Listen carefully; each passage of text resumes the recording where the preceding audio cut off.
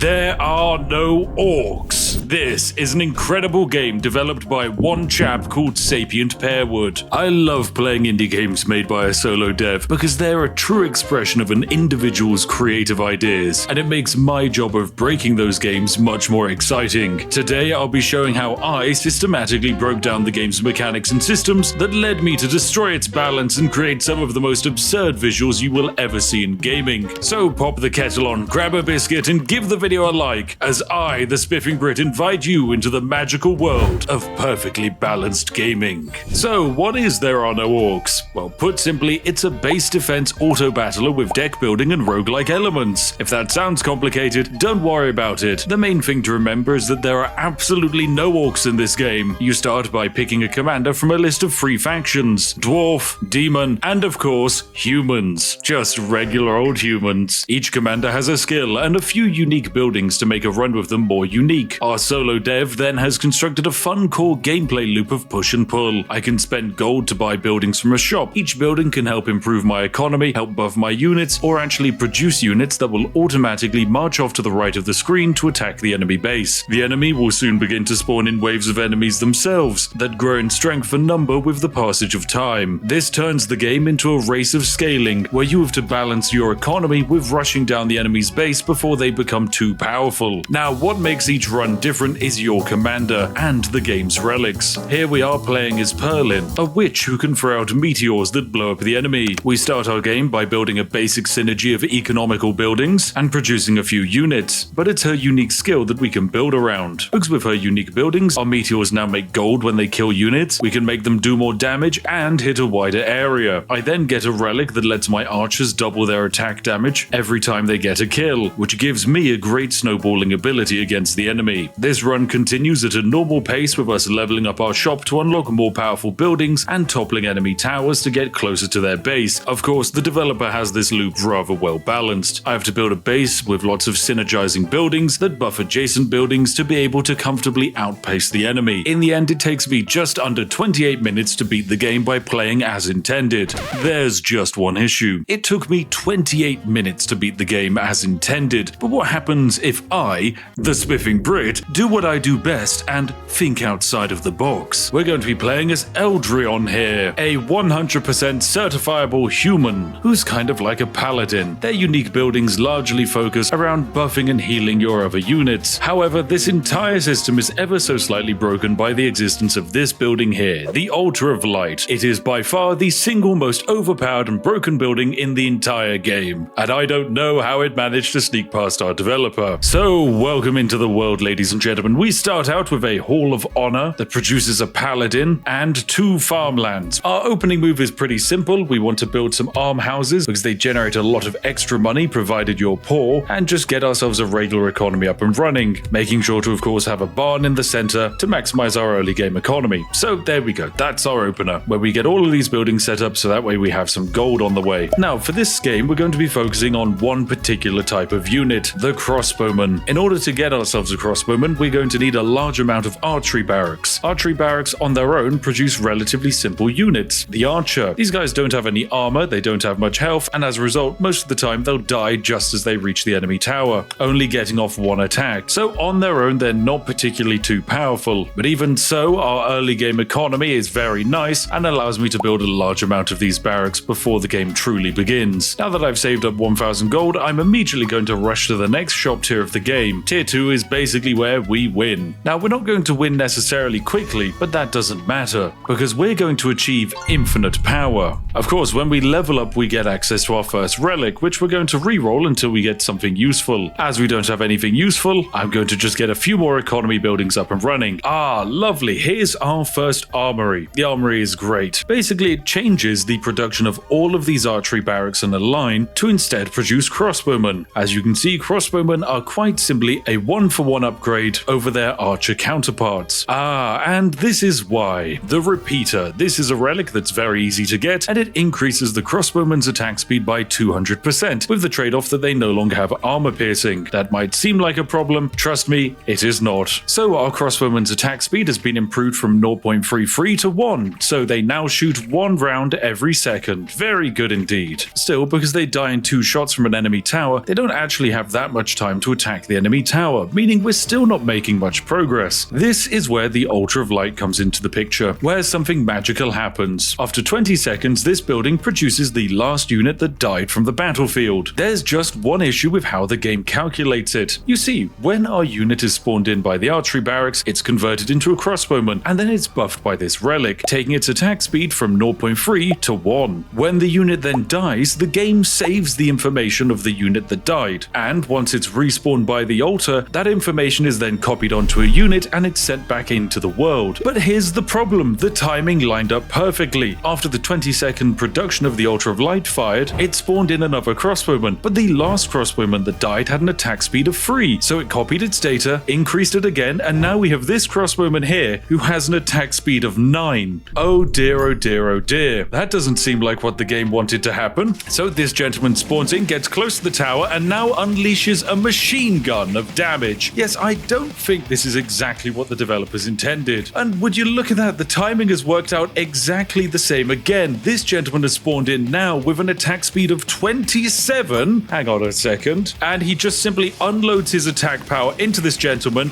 in a continuous beam of light that immediately evaporates the enemy. So let's see him as he gets close to the tower. He unfortunately takes a hit, but it's okay because the laser beam of death fires off and does hundreds of damage in a short span of time. Unfortunately, this time, the timings weren't perfect, and he wasn't the crossbowman that was able to be respawned. Even so, we've got ourselves a second altar up and running, meaning we now have 2 crossbowmen on the field with an increased attack speed, and this gentleman's up to 9. Perfect. So this gentleman with 9 quite simply defeats all of the infantry before they can even reach us, and splendid stuff. Now there's another exploit we can try and pull off here, but it's going to require us getting lucky with relics. The Berserker armor gives our units with 0 armor plus 50% HP. Unfortunately, we don't have any units with 0 armor, but if we're lucky, we can actually get a relic that will remove the armor from our units and allow this to take effect. Anyway, our crossbowmen are currently getting themselves set up to blow up another tower. Yes, this is it. I can't believe our luck. This is amazing. The magnetic anvil is here. This gives us a bonus piece of equipment on our victory with the trade-off that all of our units will permanently have 0 armor. This might seem bad, but you've got to remember that this means all of our units now spawn in with extra HP. On our regular crossbowmen, that raises their health up to 20, which is really nice. Oh my goodness, and yes, the machine gun line has arrived.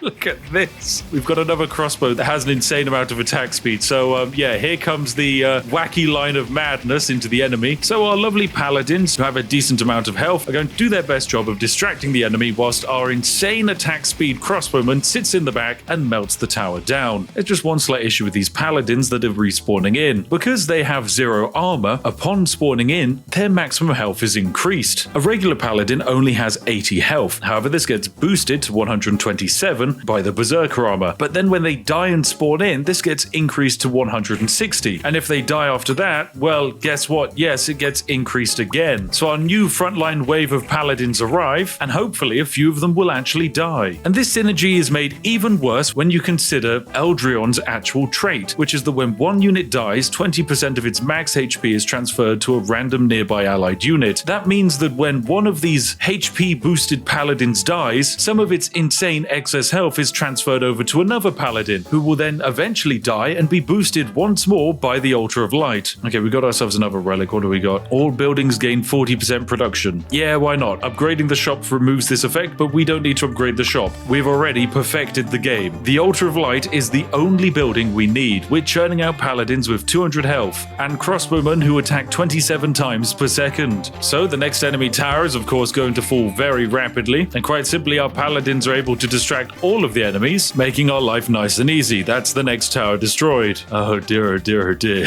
So a few of our laser beams have arrived at the enemy base that attack 27 times per second, and now we watch as we simply out DPS the base into oblivion with the insane mega attack of our super crossbow. And just like that, ladies and gentlemen, we won. This is a truly infinite build because we're able to apply effects over and over again, when units die, we genuinely do defeat the proverb of what doesn't kill you makes you stronger, because it turns out what does kill you does make you stronger. Yes, by dying over and over again and being brought back to life, our units are able to live in a glorious state of purgatory where they must march off to death, but each time they do, they become significantly more powerful. With that exploit, we completed the run in just over 10 minutes. But with a few more, I think we can take this even further, because we're going to be playing as the demons today. This is Zerf, by far the most overpowered commander in the game. So we're going to play a lovely game of Zerf on the exact same map, on the exact same difficulty, and see the slight difference in pace that we can achieve. So welcome back to the map, ladies and gentlemen. The enemies now are going to be attacking in 80 seconds, and we have a few more starting tiles. This is because I've actually equipped my commander with some of the loot that I've won in my previous games. So the demon faction plays a little bit different than everyone else. Instead of having independent production speeds on each building, we just have this little bar at the top of the screen. Halfway through the bar, all of our buildings surge, and then at the end they all sacrifice. It sounds complicated, but it's actually really quite simple. Take the Lemur Den here. When this bar is halfway full, the building surges, generating us +3 souls, and then eventually when a sacrifice happens, provided there are 6 souls stored inside of this building, it will divide all of the souls by 6 and produce that many Lemur units to run around on the battlefield. There we go, perfectly normal, nothing too crazy. There's just one slight issue. This building produces souls at an equivalent rate to the amount of Lemur dens owned. Oh dear, oh dear, oh dear. So that means with the game paused and without any time passing, we can do something very silly. There's a building here called a Madness Engine, but by placing it, we get 200 gold immediately. That 200 gold can then be used to build a brand new Lemur Den. We can then build another Madness Engine for more gold. Then we get a free reroll in the shop, and would you look at that, it's another Lemur Den, so we'll build that. Oh, and another one. Oh, and another one. Oh, and is that, yes, you guessed it, another one. Oh, followed by another one, and is that another one? Yep, of course it is.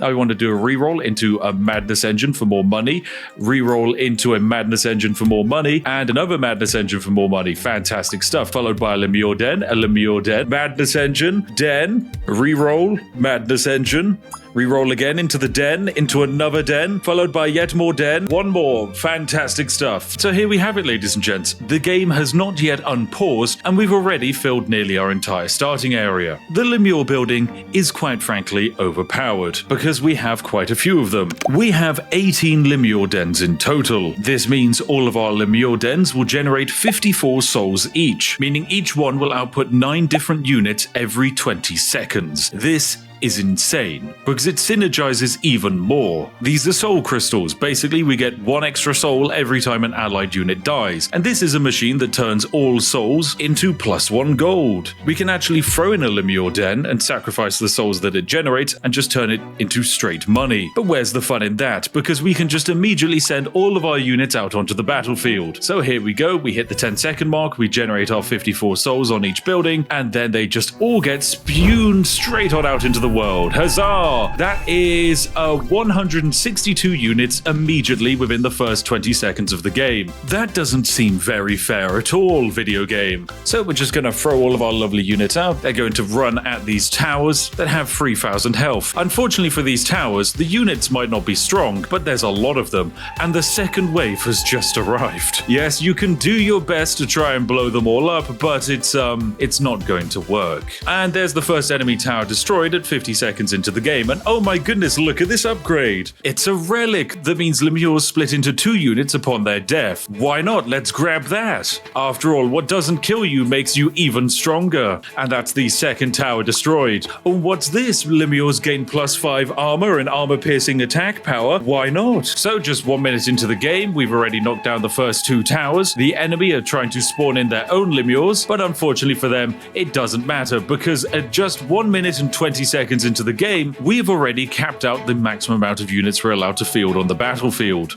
Yep, that's right, 500 units currently out and about running around the map. The game physically won't let me spawn any more in, for understandable reasons of attempting to balance this monstrosity. And yes, the enemy core might be attacking and blowing up these little Lemurs, but we can just spawn in little lemmings that do the exact same job, and very soon the last 2 towers will fall. There we go, one more. And it's the final upgrade trait I wanted. It's the burst gland. Lemures explode upon death, dealing even more damage when they die. This is absolutely fantastic because it now means when we stand next to the enemy's base and they blow up our units, we fight back. Oh, it's glorious. This is fine. We can build more and more lemure dens. Just keep building them. The game won't stop me. I can even build these little molten gold things that can be sold for the amount of units we have on the battlefield, which basically is just a free 500 gold every time. So there we go. That's another enemy tower down, and the enemy core is almost destroyed. My goodness, here it comes, ladies and gentlemen. Wabam, it's gone. In just 3 minutes, we've blown up the enemy base, and the only thing that we changed was instead of using a balanced roster of lots of troops, we just spammed out millions and millions of tiny explosive spicy cats. We beat the game so quickly that our commander didn't even have time to charge up their special ability, which, if you can guess it, yes, it spawns more lemures. My goodness, it's perfectly balanced. But wait, it goes deeper. You know what? I think finishing the game in 3 minutes is pretty good, but what would be even better would be finishing it in an even shorter time. And so the best way to actually finish the game sooner, ladies and gentlemen, it turns out, is to actually play on an even harder difficulty. At the difficulty of Chaos plus 6, a static modifier is added to the game. It sets a base damage of 10. Now this is actually pretty bad. For almost every unit in the game, they're doing a lot more than 10 damage, but our little crappy lemure is only doing 3, so his damage has just been more than tripled. That's fantastic. Next up, we're going to be switching to playing as Vralmeknik.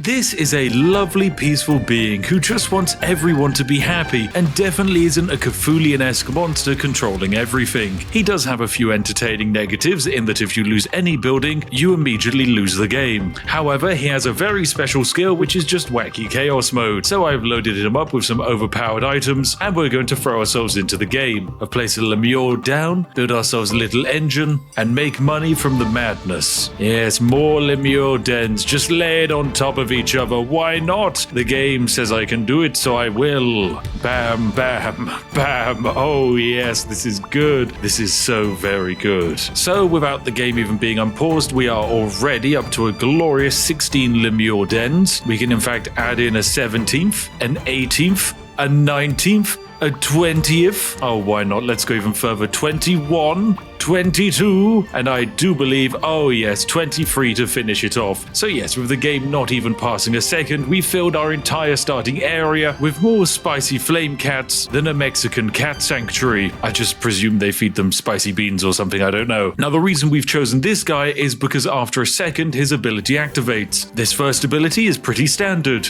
All of his abilities are wild and random. They come with a positive and a negative, so in this case, all of our units gain armor-piercing damage, but at the same time, we can no longer see the marching time at the top of the screen. That's fine. Who needs that? Then we wait for another second to pass. Ooh, the number of souls a building generates is no longer displayed, but our units permanently gain 5 armor. That seems fine to me because we don't need to know this information. Ah, you can no longer refresh the shop manually, but your units gain plus 50% attack. Nice. Ooh, and you can no longer upgrade the shop, but the marching time becomes 15 seconds. That is significantly faster, thank you. You can no longer move your buildings, but your units get plus 100% HP. Why not? You can no longer use your commander skill, but we gain 50% more souls on siphoning. So there we go, we basically griefed our own game, so that way we have no information, we can't upgrade our shop, we can't move any buildings, we can't do anything. However, what we do have is a bunch of very spicy cats, all of whom, thanks to this effect, are guaranteed to do at least 10 damage. These cats now have 30 health, which is significantly more than they logically should, and so they're just going to begin munching their way through the first few towers here. There we go, that's the first one down.